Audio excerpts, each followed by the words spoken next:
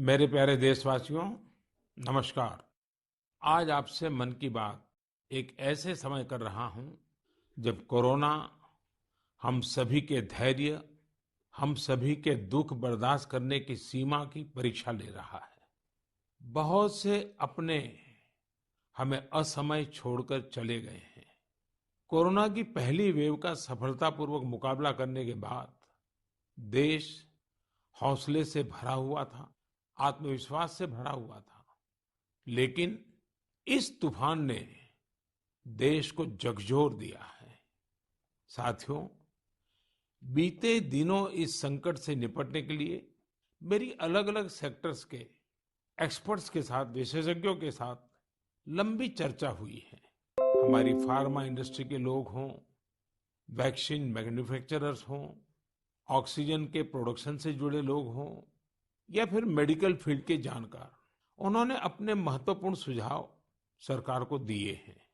इस समय हमें इस लड़ाई को जीतने के लिए एक्सपर्ट्स और वैज्ञानिक सलाह को प्राथमिकता देनी है। राज्य सरकार के प्रयत्नों को आगे बढ़ाने में भारत सरकार पूरी शक्ति से जुटी हुई है। राज्य सरकारें भी अपना दायित्व निभाने की पूरी कोशिश कर रही हैं। साथियों, कोरोना के खिलाफ इस समय बहुत बड़ी लड़ाई देश के डॉक्टर्स और हेल्थ वर्कर्स लड़ रहे हैं। पिछले एक साल में उन्हें इस बीमारी को लेकर हर तरह के अनुभव भी हुए हैं। हमारे साथ इस समय मुंबई से प्रसिद्ध डॉक्टर शशांक जोशी जी जुड़ रहे हैं। डॉक्टर शशांक जी को कोरोना के इलाज और इससे जुड़ी रिसर्च का बहुत जमीनी अनुभव है। वो इंडियन कॉलेज ऑफ फिजिशियंस के डीन भी रह चुके हैं। आइए बात करते हैं डॉक्टर शशांक से। नमस्कार डॉक्टर शशांक जी। नमस्कार सर। अभी कुछ दिन पहले ही मुझे आपसे बात करने का अवसर मिला था। आपके विचारों की स्पष्टता मुझे बहुत अच्छी लगी थी। मुझे लगा देश के सभी नागरिकों को आपके विचार जानने चाहिए। जो बातें सुनने में आती है उसी को मैं एक सवाल के रूप में आपके सामने प्रस्तुत करता हूँ। डॉक्टर शशांक, आप लोग इस समय दिन रात जीवन रक्षा के काम में लगे हुए हैं। सबसे पहले तो मैं चाहूंगा कि आप सेकंड वेव के बारे में लोगों को बताएं। मेडिकली ये कैसे अलग है और क्या-क्या सावधानी जरूरी है?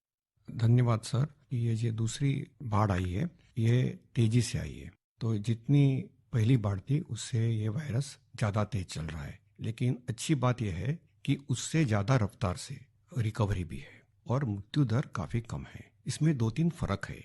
पहली तो ये युवाओं में और बच्चों में भी थोड़ा दिखाई दे रहा है। उसके जो लक्षण हैं, पहले जैसे लक्षण थे, सांस चढ़ना, सूखा खांसी आना, बुखार आना, ये तो सब है ही। और उसके साथ थोड़ा गंध जाना, स्वाद चला जाना, ये भी है। और लोग थोड़े भयभीत हुए। भयभीत होने की बिल्कुल जरूरत नहीं है। 80-90% लोगों में इसमें कोई भी लक्षण नहीं दिखाई देते हैं। ये म्यूटेशन जो बोलते हैं, घबराने की बात नहीं है। ये म्यूटेशन होते रहते हैं। जैसे हम कपड़े बदलते हैं वैसे वायरस भी अपना रंग बदल रहा है और इसलिए बिल्कुल डरने की बात नहीं है। और ये वेव को हम पाल कर देंगे। वेव आती जाती है और ये वायरस आते जाते रहता है। तो यही अलग अलग लक्षण हैं और मेडिकली हमको सतर्क रहना चाहिए। एक 14 से 21 दिन का ये कोविड का टाइम टेबल है। इसमें वैद्यकीय सलाह लेना चाहिए। डॉक्टर शशांक, मेरे लिए भी आपने जो एनालिसिस बताया बड़ा इंटरेस्टिंग है। मुझे कई चिट्ठियां मिली हैं जिसमें ट्रीटमेंट के बारे में भी लोगों की बहुत सी आशंकाएं हैं। कुछ दवाओं की मांग बहुत ज्यादा है। इसलिए मैं चाहता हूं कि कोविड के ट्रीटमेंट के बारे में भी आप लोगों को जरूर बताएं। हाँ सर, क्लिनिकल ट्रीटमेंट लोग बहुत देरी से चालू करते हैं और अपने आप बीमारी से दब जाएंगी ये भरोसे पे रहते हैं और मोबाइल पे आने वाली बातों पे भरोसा रखते हैं। और अगर सरकारी दी हुई सूचना का पालन करे तो ये कठिनाई का सामना नहीं आता है। तो कोविड में जो ट्रीटमेंट क्लिनिकल प्रोटोकॉल है उसमें 3 प्रकार की तीव्रता है। हल्का या माइल्ड कोविड, मध्यम या मॉडरेट कोविड और तीव्र कोविड जो सीवियर कोविड बोलते हैं, इसके लिए है। तो जो हल्का कोविड है उसके लिए तो हम ऑक्सीजन का मॉनिटरिंग करते हैं, पल्स का मॉनिटरिंग करते हैं, बुखार का मॉनिटरिंग करते हैं। बुखार बढ़ जाता है तो कभी कभी पैरासीटामोल जैसी दवाई का इस्तेमाल करते हैं और अपने डॉक्टर से संपर्क करना चाहिए। जो मॉडरेट कोविड होता है, मध्यम कोविड होता है या तीव्र कोविड होता है, तो वैद्यक या अपने डॉक्टर के साथ संपर्क करना बहुत जरूरी है। सही और सस्ती दवाई अवेलेबल है, जिसमें स्टीरॉयड जो है ये जान बचा सकती है, जो इनहेलर्स दे सकते हैं हम, टैबलेट दे सकते हैं हम, और उसके साथ ही प्राणवायु जो ऑक्सीजन है वो देना पड़ता है, और इसके लिए छोटे छोटे इलाज है। लेकिन अक्सर क्या हो रहा है कि एक नई एक्सपेरिमेंटल दवाई है जिसका नाम है रेमडेसिविर। ये दवाई से एक चीज जरूर होती है कि अस्पताल में 2-3 दिन कम रहना पड़ता है और क्लिनिकल रिकवरी में थोड़ी सी उसकी एड होती है। ये भी दवाई कम काम करती है जब पहले 9-10 दिन में दी जाती है, और ये 5 ही दिन लेनी पड़ती है। तो ये लोग जो दौड़ रहे हैं रेमडेसिविर के पीछे, ये बिल्कुल दौड़ना नहीं चाहिए। ये दवाई की थोड़ा काम है, जिनको ऑक्सीजन लगता है, प्राणवायु ऑक्सीजन लगता है, जो अस्पताल में भर्ती होते हैं और डॉक्टर जब बताते तभी लेना चाहिए। तो ये बहुत जरूरी है सब लोगों को समझना। हम प्राणायाम करेंगे, हमारे शरीर के जो लंग्स है उसको थोड़ा एक्सपांड करेंगे, और जो हमारी खून पतली करने वाली जो इंजेक्शन आती है जिसको हम हिपैरिन बोलते हैं, ये छोटी छोटी दवाइयाँ देंगे तो 98% लोग सर ठीक हो जाते हैं। तो पॉजिटिव रहना बहुत जरूरी है। ट्रीटमेंट प्रोटोकॉल वैद्य के सलाह से लेना बहुत जरूरी है, और ये जो महंगी महंगी दवाई है उसके पीछे दौड़ने की कोई जरूरत नहीं है सर। अपने पास अच्छे इलाज चालू है, प्राणवायु ऑक्सीजन है, वेंटिलेटर की भी सुविधा है, सब कुछ है सर। और कभी कभी ये दवाई यदि मिल जाती है तो योग्य लोगों में ही देनी चाहिए। तो इसके लिए बहुत भ्रम पैदा हुआ है, और इसलिए ये स्पष्टीकरण देना चाहता हूँ सर कि अपने पास वर्ल्ड की सबसे बेस्ट ट्रीटमेंट अवेलेबल है। आप देखेंगे कि भारत में सबसे अच्छा रिकवरी रेट है। आप यदि कंपेयर करेंगे यूरोप के लिए, अमेरिका, वहीं से भी हमारे यहाँ के ट्रीटमेंट प्रोटोकॉल से मरीज ठीक हो रहे हैं सर। डॉक्टर शशांक, आपका बहुत बहुत धन्यवाद। डॉक्टर शशांक ने जो जानकारियां हमें दी वो बहुत जरूरी है और हम सबके काम आएगी। साथियों, मैं आप सबसे आग्रह करता हूं, आपको अगर कोई भी जानकारी चाहिए हो, कोई और आशंका हो, तो सही सोर्स से ही जानकारी लें। आपकी जो फैमिली डॉक्टर हो, आसपास के जो डॉक्टर्स हो, आप उनसे फोन से संपर्क करके सलाह लीजिए। मैं देख रहा हूं कि हमारे बहुत से डॉक्टर खुद भी ये जिम्मेदारी उठा रहे हैं। कई डॉक्टर्स सोशल मीडिया के जरिए लोगों को जानकारी दे रहे हैं, फोन पर, व्हाट्सएप पर भी काउंसलिंग कर रहे हैं। कई हॉस्पिटल की वेबसाइटें हैं जहां जानकारियां भी उपलब्ध हैं, और वहां आप डॉक्टर से परामर्श भी ले सकते हैं। ये बहुत सराहनीय है। मेरे साथ श्रीनगर से डॉक्टर नावीद नजीर शाह जुड़ रहे हैं। डॉक्टर नावीद श्रीनगर के गवर्नमेंट मेडिकल कॉलेज में प्रोफेसर हैं। नावीद जी अपनी देखरेख में अनेकों कोरोना पेशेंट्स को ठीक कर चुके हैं, और रमजान के इस पवित्र माह में डॉक्टर नावीद अपना कार्य भी निभा रहे हैं, और उन्होंने हमसे बातचीत के लिए समय भी निकाला है। आइए उन्हीं से बात करते हैं। नावीद जी, नमस्कार। नमस्कार सर। डॉक्टर नावीद, मन की बात के हमारे श्रोताओं ने इस मुश्किल समय में पैनिक मैनेजमेंट का सवाल उठाया है। आप अपने अनुभव से उन्हें क्या जवाब देंगे? देखिए, जब कोरोना शुरू हुआ तो कश्मीर में जो सबसे पहला हॉस्पिटल डिजिग्नेट हुआ एज कोविड हॉस्पिटल वो हमारा सीडी हॉस्पिटल था, जो मेडिकल कॉलेज के अंडर में आता है। तो उस टाइम एक खौफ का माहौल था, लोगों में तो था ही। वो समझते थे शायद कोविड का इन्फेक्शन किसी को हो जाता है तो एक डेथ सेंटेंस माना जाएगा ये। और ऐसे ही जो हमारे अस्पतालों में डॉक्टर साहिबान या पैरामेडिकल स्टाफ काम करते थे, उनमें भी एक खौफ का माहौल था कि हम इन पेशेंट्स को कैसे फेस करेंगे, हमें इन्फेक्शन होने का खतरा तो नहीं है। लेकिन जो ही टाइम गुजरा, हमने भी देखा कि अगर पूरी तरीके से हम जो प्रोटेक्टिव गियर पहने और एहतियाती तदाबीर जो है उन पे अमल करें तो हम भी सेफ रह सकते हैं, और हमारा जो बाकी स्टाफ है वो भी सेफ रह सकता है। और आगे आगे जब भी हम देखते गए तो ये मरीज, जो कुछ लोग बीमार थे, कुछ एसिम्प्टोमेटिक थे, यानी कि उनमें कोई बीमारी के कोई लक्षण नहीं थे, हमने देखा कि करीब करीब 90-95% से ज्यादा जो मरीज है वो खुद विदाउट एनी मेडिकेशन भी ठीक हो जाते हैं। तो वक्त जैसे गुजरता गया तो लोगों में जो कोरोना का एक डर था वो बहुत कम हो गया। आज की बात जो हम ये सेकंड वेव जो इस टाइम हमारी आई है इस कोरोना में, इस टाइम भी हमें पैनिक होने की जरूरत नहीं है। इस मौके पे भी हम अगर जो प्रोटेक्टिव मेजर्स हैं, जो एसओपीज है, अगर उन पे हम अमल करेंगे, जैसे मास्क पहनना, हैंड सैनिटाइजर का यूज करना, इसके अलावा फिजिकल डिस्टेंस मेंटेन करना या सोशल गैदरिंग्स हम अवॉइड करें, तो हम अपना रोजमर्रा का काम भी बखूबी निभा सकते हैं और इस बीमारी से प्रोटेक्शन भी पा सकते हैं। डॉक्टर नावीद, वैक्सीन को लेकर भी लोगों के कई सारे सवाल हैं, जैसे कि वैक्सीन से कितनी सुरक्षा मिलेगी, वैक्सीन के बाद कितना आश्वस्त रह सकते हैं। आप कुछ बात इसमें बताएं तो श्रोताओं को बहुत लाभ होगा। जब कोरोना का इन्फेक्शन सामने आया, तब से आज तक हमारे पास अभी कोविड-19 के अगेंस्ट कोई इफेक्टिव ट्रीटमेंट अवेलेबल नहीं है। तो हम इस बीमारी को फाइट दो ही चीजों से कर सकते हैं, एक तो प्रोटेक्टिव मेजर, और हम पहले से ही कह रहे थे कि अगर कोई इफेक्टिव वैक्सीन हमारे पास आए तो वो हमें इस बीमारी से निजात दिला सकता है। और हमारे मुल्क में दो वैक्सीन इस टाइम अवेलेबल है, कोवैक्सीन है, कोविशील्ड है, जो यहीं पे बना हुआ वैक्सीन है। और कंपनीज भी अपनी जो उन्होंने ट्रायल्स की हैं, तो उसमें भी देखा गया है कि इसकी एफिकेसी जो है वो 60% से ज्यादा है।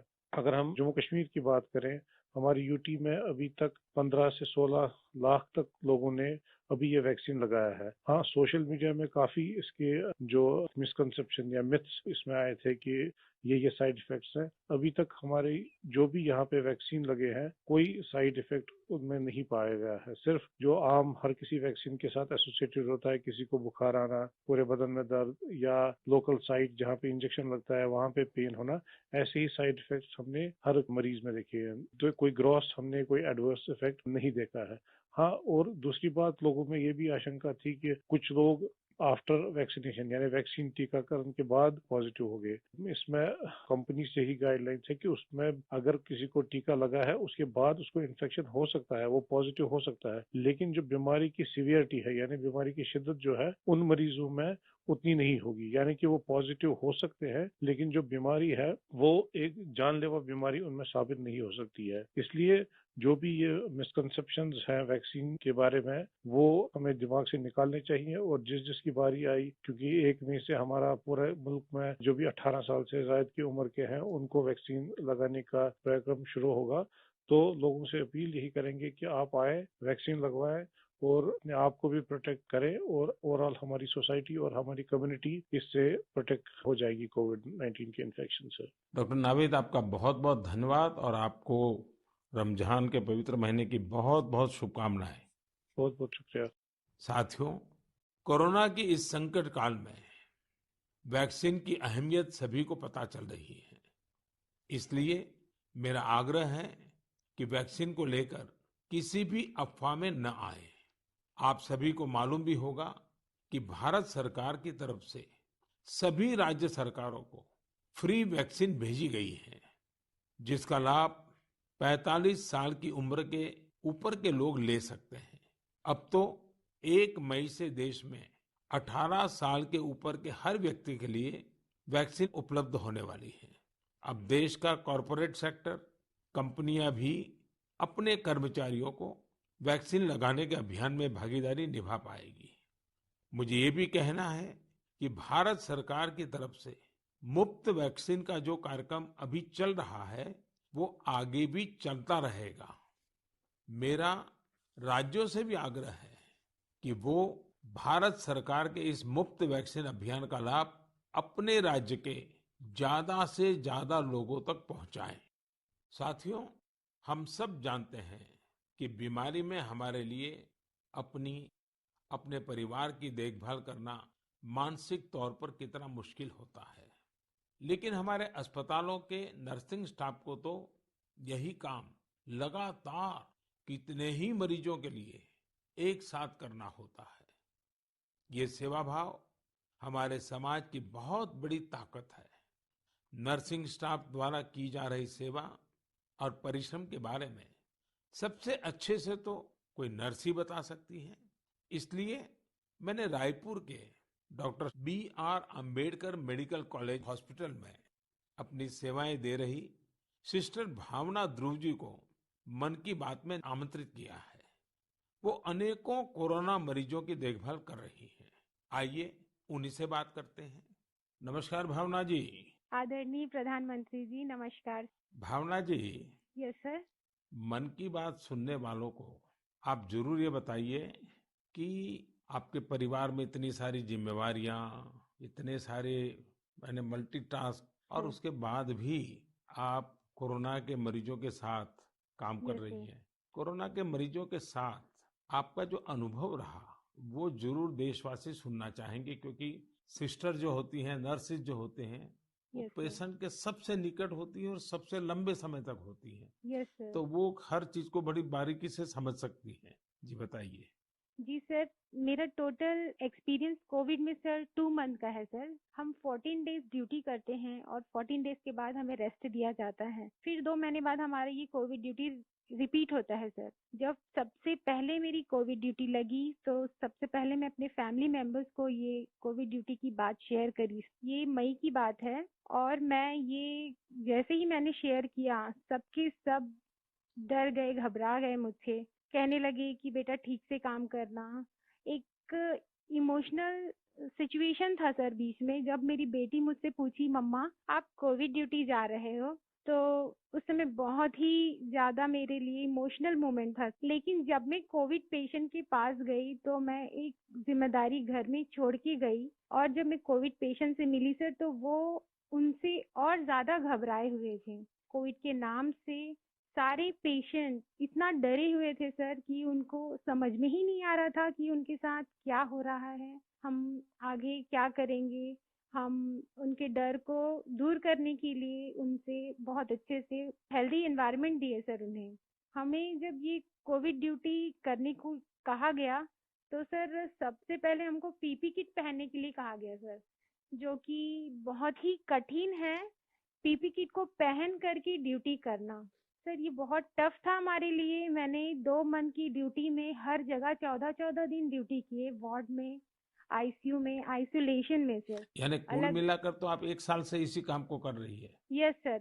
वहाँ जाने से पहले मुझे नहीं पता था कि मेरे कलीग्स कौन हैं। हम एक टीम मेंबर की तरह काम किए सर, उनका जो भी प्रॉब्लम थे उनको शेयर किए। हम जाने पेशेंट के बारे में और उनका स्टिग्मा दूर किया सर। कई लोग ऐसे थे सर कि जो कोविड के नाम से ही डरते थे। वो सारे सिम्टम्स उनमें आते थे जब हम हिस्ट्री लेते थे उनसे, लेकिन वो डर के कारण वो अपना टेस्ट नहीं करवा पाते थे। तो हम उनको समझाते थे, और सर जब सीवियरिटी बढ़ जाती थी तब उनका लंग्स ऑलरेडी इन्फेक्टेड हो चुका रहता था, तब उनको आईसीयू की जरूरत रहती थी, तब वो आते थे और साथ में उनकी पूरी फैमिली आती थी। तो ऐसा 1-2 केस हमने देखा सर। और ऐसा भी नहीं कि हर एक एज ग्रुप के साथ काम किया सर हमने, जिसमें छोटे बच्चे थे, महिला, पुरुष, बुजुर्ग, सारे तरह के पेशेंट थे सर। उन सबसे हमने बात करी तो सबने कहा कि हम डर की वजह से नहीं आ पाए।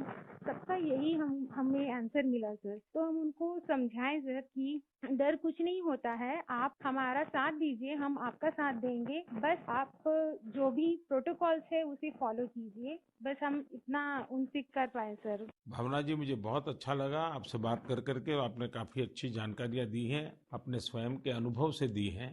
जी तो सर। जरूर देशवासियों को इससे एक पॉजिटिविटी का मैसेज जाएगा। आपका बहुत बहुत धन्यवाद Bhavana ji. Thank you so much sir, thank you ठीक। So much. जय हिंद सर। जय हिंद। भावना जी और नर्सिंग स्टाफ के आप जैसे हजारों लाखों भाई बहन बखूबी अपना कर्तव्य निभा रहे हैं। ये हम सभी के लिए बहुत बड़ी प्रेरणा है। आप अपने स्वास्थ्य पर भी खूब ध्यान दीजिए, अपने परिवार का भी ध्यान रखिए। साथियों, हमारे साथ इस समय बेंगलुरु से सिस्टर सुरेखा जी भी जुड़ी हुई है। सुरेखा जी केसी जनरल हॉस्पिटल में सीनियर नर्सिंग ऑफिसर है। आइए उनके अनुभव भी जानते हैं। नमस्ते Surekha ji. I'm really proud and honored, sir, to speak to Prime Minister of our country. Surekha ji, you along with all fellow nurses and hospital staff are doing excellent work. India is thankful to you all. What is your message for the citizens in this fight against COVID-19? Yes, sir. Being a responsible citizens, I would really like to tell something like, please be humble to your neighbors. and early testing and proper tracking help us to reduce the mortality rate. And moreover, please, if you find any symptoms, isolate yourself and consult nearby doctors and get treated as early as possible. So community need to know awareness about this disease and be positive, don't be panic and don't be stressed out. It worsen the condition of the patient. We are thankful to our government, proud to have a vaccine also. I'm already vaccinated. With my own experience, I wanted to tell the citizens of India, no vaccines provides 100% protections immediately. It takes time to build a immunity. Please don't be scared to get vaccinated. Please vaccinate yourself. There is a minimal side effects. And I want to deliver the message like stay at home, stay healthy, avoid contact with the people who are sick, and avoid touching the nose, eyes, and mouth unnecessarily. Please practice physical distancing, wear mask properly, wash your hands regularly, and home remedies you can practice in the house. Please drink Ayurvedic Khada, take steam inhalation and mouth gargling every day, and breathing exercise so you can do it. And one more thing, last and not least, please have a sympathy towards frontline workers and professionals. We need your support and cooperation. We will fight together. We will get through with the pandemic. This is what my message to the people, sir. Thank you Surekha ji. Thank you, sir. Surekha ji, वाकई आप बहुत कठिन समय में मोर्चा संभाले हुए हैं। आप अपना ध्यान रखिए। आपके परिवार को भी मेरी बहुत बहुत शुभकामनाएं हैं। मैं देश के लोगों से भी आग्रह करूंगा कि जैसा भावना जी, सुरेखा जी ने अपने अनुभव से बताया है, कोरोना से लड़ने के लिए पॉजिटिव स्पिरिट बहुत ज्यादा जरूरी है और देशवासियों को इसे बनाए रखना है। साथियों, डॉक्टर्स और नर्सिंग स्टाफ के साथ साथ इस समय लैब टेक्नीशियंस और एम्बुलेंस ड्राइवर्स जैसे फ्रंटलाइन वर्कर्स भी भगवान की तरह ही काम कर रहे हैं। जब कोई एम्बुलेंस किसी मरीज तक पहुंचती है तो उन्हें एम्बुलेंस ड्राइवर देवदूत जैसा ही लगता है। इन सब की सेवाओं के बारे में, इनके अनुभव के बारे में देश को जरूर जानना चाहिए। मेरे साथ अभी ऐसे ही एक सज्जन है, श्रीमान प्रेम वर्मा जी, जो कि एक एम्बुलेंस ड्राइवर है। जैसा कि इनके नाम से ही पता चलता है, प्रेम वर्मा जी अपने काम को, अपने कर्तव्य को पूरे प्रेम और लगन से करते हैं। आइए उनसे बात करते हैं। नमस्ते प्रेम जी। नमस्ते सर जी। भाई प्रेम, हाँ जी सर। आप अपने कार्य के बारे में हाँ जी। जरा विस्तार से बताइए। आपका जो अनुभव है वो भी बताइए। मैं कैट्स एम्बुलेंस में ड्राइवर की पोस्ट पे हूँ। हाँ। और जैसे ही कंट्रोल हमें एक टैब पे कॉल देता है, 102 से जो कॉल आती है, हम मूव करते हैं पेशेंट के पास। हम पेशेंट को जाते हैं उनके पास। तो 2 साल से हम कंटिन्यू कर रहे हैं काम। अपना किट पहन के, ग्लव्स, मास्क पहन के पेशेंट को जहाँ वो ड्रॉप करने के लिए कहते हैं, जो भी हॉस्पिटल में, हम जल्दी से जल्दी उनको ड्रॉप करते हैं। आपको तो वैक्सीन की दोनों डोज लग गई होगी। बिल्कुल सर। तो दूसरे लोगों को वैक्सीन लगवाएं, इसके लिए आपका क्या संदेश है? सर बिल्कुल सभी को ये डोज लगवानी चाहिए और अच्छी ही है फैमिली के लिए भी। अब मुझे मेरी मम्मी कहती है ये नौकरी छोड़ दो। मैंने बोला मम्मी अगर मैं भी नौकरी छोड़ के बैठ जाऊंगा तो सब और पेशेंट को कैसे कौन छोड़ने जाएगा, क्योंकि सब इस कोरोना काल में सब भाग रहे हैं, सब नौकरी छोड़ छोड़ के जा रहे हैं। मम्मी भी मुझे बोलती है कि बेटा ये नौकरी छोड़ दे। मैंने बोला नहीं मम्मी, मैं नौकरी नहीं छोड़ूंगा। प्रेम जी, माँ को दुखी मत करना, नहीं माँ सर। को समझाना। हाँ जी। लेकिन ये जो आपने माँ वाली बात बताई ना, हाँ जी। ये बहुत ही छूने वाली है। आपकी माता जी को भी हाँ जी। मेरा प्रणाम कहिएगा। बिल्कुल। हाँ। हाँ जी। और प्रेम जी, मैं आपके माध्यम से हाँ जी। ये एम्बुलेंस चलाने वाले हमारे ड्राइवर भी हाँ जी। कितना बड़ा रिस्क लेकर के काम कर रहे हैं हाँ जी। और हर एक की माँ क्या सोचती है, बिल्कुल सर। ये बात जब श्रोताओं तक पहुंचेगी, हाँ जी। मैं जरूर मानता हूँ कि उनको भी दिल को छू जाएगी। हाँ जी। प्रेम जी, बहुत बहुत धन्यवाद। आप एक प्रकार से प्रेम की गंगा बहा रहे हैं। धन्यवाद सर जी। धन्यवाद भैया। धन्यवाद। साथियों, प्रेम वर्मा जी और इन जैसे हजारों लोग आज अपना जीवन दांव पर लगाकर लोगों की सेवा कर रहे हैं। कोरोना के खिलाफ इस लड़ाई में जितने भी जीवन बच रहे हैं उसमें एम्बुलेंस ड्राइवर्स का भी बहुत बड़ा योगदान है। प्रेम जी, आपको और देश भर में आपके सभी साथियों को मैं बहुत बहुत साधुवाद देता हूं। आप समय पर पहुंचते रहिए, जीवन बचाते रहिए। मेरे प्यारे देशवासियों, ये सही है कि कोरोना से बहुत लोग संक्रमित हो रहे हैं, लेकिन कोरोना से ठीक होने वाले लोगों की संख्या भी उतनी ही ज्यादा है। गुरुग्राम की प्रीति चतुर्वेदी जी ने भी हाल ही में कोरोना को हराया है। प्रीति जी मन की बात में हमारे साथ जुड़ रही हैं। उनके अनुभव हम सबके काफी काम आएंगे। प्रीति जी, नमस्ते। नमस्ते सर, कैसे हैं आप? मैं ठीक हूँ जी। सबसे पहले तो मैं आपकी कोविड-19 से जी सफलतापूर्वक लड़ने के लिए जी। सराहना करूंगा। थैंक यू सो मच मेरी सर। कामना है आपका स्वास्थ्य और तेजी से बेहतर हो। जी शुक्रिया सर। प्रीति जी, हाँ जी सर। ये सिर्फ आपके परिवार में आप ही का नंबर लगा कि परिवार के और सदस्य भी इसमें फंस गए हैं? नहीं नहीं सर, मैं अकेली ही हुई थी। चलिए, आज पॉजिटिव। भगवान की कृपा रही। अच्छा, जी मैं सर। चाहूंगा हाँ जी कि सर। आप अपने इस पीड़ा के अवस्था के कुछ अनुभव अगर साझा करें तो जी सर। शायद जो श्रोता है हाँ उनको जी। भी ऐसे समय कैसे अपने आप को संभालना चाहिए इसका मार्गदर्शन मिलेगा। जी सर, जरूर सर। इनिशियली इस स्टेज में मेरे को बहुत ज्यादा लेथार्जिक, मतलब बहुत सुस्ती सुस्ती आया, और उसके बाद ना मेरे गले में थोड़ी सी खराश होने लगी। तो उसके बाद ना मेरा थोड़ा सा मेरे को लगा कि ये सिम्टम्स है, तो मैंने टेस्ट कराने के टेस्ट कराया। दूसरे दिन रिपोर्ट आते ही जैसे ही मेरे को पॉजिटिव हुआ, मैं अपने आप को क्वारंटीन कर लिया, एक रूम में आइसोलेट करके। अब डॉक्टर्स के साथ कंसल्ट करा मैंने उनसे, उनकी मेडिकेशन स्टार्ट कर तो दी। आपका परिवार बच गए आपके क्विक जी एक्शन सर। के कारण। जी सर, वो बाकी सबका भी बाद में कराया था, बाकी सब नेगेटिव थे, मैं ही पॉजिटिव थे। उससे पहले मैंने अपने आप को आइसोलेट कर लिया था एक रूम के अंदर। अपनी जरूरत का सारा सामान रख के उसको मैं अपने आप अंदर कमरे में बंद हो गई थी। और उसके साथ साथ मैंने फिर डॉक्टर के साथ मेडिकेशन स्टार्ट कर दी। तो मैंने मेडिकेशन के साथ साथ ना मैंने योगा, आयुर्वेदिक, और साथ में मैंने ना काढ़ा भी लेना शुरू कर दिया था अपनी इम्यूनिटी बूस्ट करने के लिए। और सर मैं दिन में, मतलब जब भी अपना भोजन वगैरह लेती थी, उससे मैंने हेल्दी फूड, जो कि प्रोटीन रिच डाइट थी, वो लिया। मैंने बहुत सारा फ्लूइड लिया, मैंने स्टीम लिया, गार्गल किया, और हॉट वाटर लिया। मैंने दिन भर मैं इन सब चीजों को ही अपने उस जीवन में लेती आई डेली। और सर इन दिनों में ना सबसे बड़ी बात मैं बोलना चाहूंगी कि घबराना तो बिल्कुल नहीं है, बहुत मेंटली स्ट्रांग करना, जिसके लिए मेरे को ना योगा ने बहुत ज्यादा, ब्रीदिंग एक्सरसाइज करती थी ना, उससे मुझे अच्छा लगता था, उसको करने से मुझे।